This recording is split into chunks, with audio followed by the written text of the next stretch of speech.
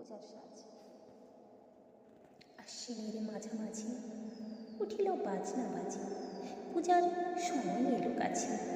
মধুবিধু দুই ভাই ছুটাছুটি করে, তাই আনন্দে দু হাত তুলে নাচে।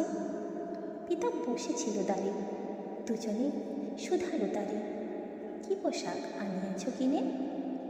পিতা কহে, আছে আছে তোদের মায়ের কাছে, দেখিতে পাইবে ঠিক দিনে। সবুর সহেনার জননীরে বারবার কহে, মা গো ধরে তোর পায়ে, বাবা আমাদের তরে কি কিনে এনেছে ঘরে, একবার দেন আমা দেখায়। ব্যস্ত দেখি হাসিয়া মা দুখানি ছিটের জামা দেখাইল করিয়া আদর। মধু কহে, আর নেই? মা কহিল, আছে এই একজোড়া ধুতি ও চাদর। রাগিয়া আগুন ছেলে কাপড় ধুলাই ফেলে কাঁদিয়া কহিল, যাই না মা, রায়বাবুদের রূপে পেয়েছে চুরির টুপি, কলকাতা সাতিনের জামা। মা কহিল, মধু ছি ছি, কেন কাঁদো মিছামিছি, গরিব যে তোমাদের বাপ, এবার হয়নি ধান, কত গেছে লোকসান, পেয়েছেন কত দুঃখ ও তাপ।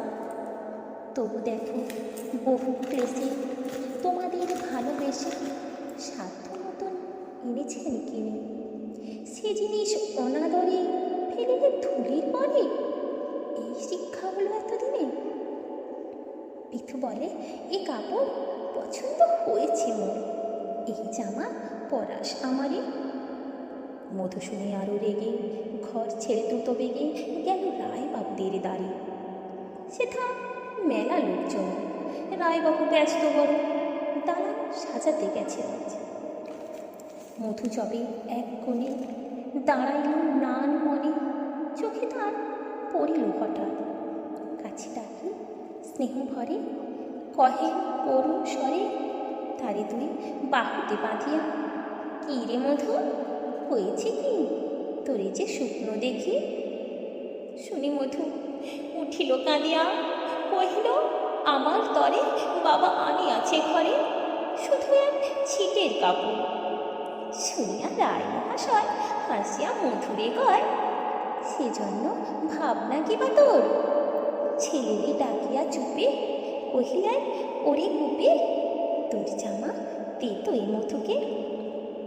কুপির সে জামা পেয়ে মধু ঘরে যায় ধেয়ে, হাসিয়ার নাহি ধরে মুখে, বুক ফুলাইয়া চলে সবারে ডাকিয়া বলে, দেখো কাকা, দেখো কি মামা, ওই আমাদের বিধু ছিট পরিয়াছে শুধু, মোর গায়ে সাতিনের জামা।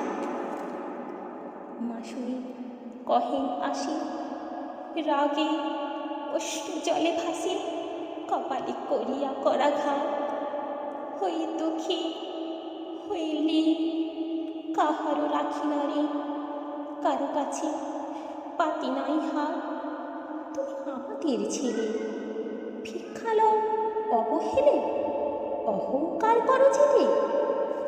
ছেঁড়া ধুতি আপনার ঠেতে বেশি দাম তার, ভিক্ষা করা সাটিনের চেয়ে।